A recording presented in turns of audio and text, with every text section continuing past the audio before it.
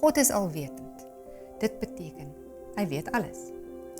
Omdat hy die mensdom geskaap het met die vermoë om self te kan kies, het hy ook geweet dat hulle moontlik kon kies om ongehoorsaam te wees. Hy het verder geweet dat indien dit sou gebeur, daar 'n plan in plek moes wees om hulle uit sonde en die dodelike gevolge daarvan te red. Die plan was dat een van die persone in die drie-eenheid, die Seun van God en die Skepper van die hemel en aarde, Jesus Christus, reeds voor die skepping gewillig was om die straf vir sonde in die plek van die mensdom te dra.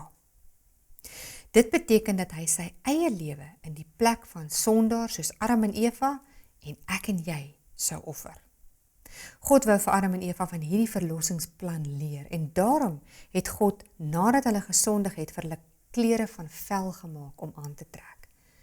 Dit beteken dat 'n onskuldige dier namens hulle doodgemaak moes word, die eerste lewende wesen wat ooit op aarde doodgegaan het. Dit is waarskynlik waar Adam en Eva vir die eerste keer oor die offerstelsel geleer het. Met ander woorde, as gevolg van hulle sonde, moes iets in hulle plek doodgaan, as 'n tipe of 'n voorbeeld van Christus, die ware offer in hulle en in ons plek.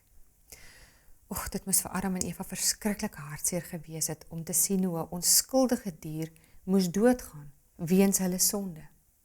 Net so behoort ons altyd daaraan te dink hoe Jesus onskuldig geoffer is as gevolg van ons sondes.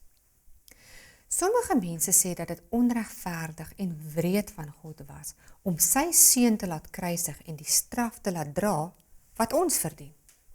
Dis egter baie belangrik om te verstaan dat die seun self en vrywilliglik sy lewe wou aflê, omdat hy die Vader en vir ons oneindig liefhet.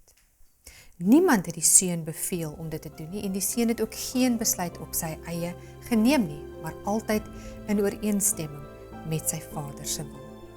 Die verlossingsplan is dus in eenheid deur die drie-eenheid bepaal. Wanneer Jesus sê dat hy sy lewe self aflê, dan dui dit bloot daarop dat hy nie gedwing was nie, maar dat hy dit vrywillig gedoen het, uit liefde vir ons en vir die Vader.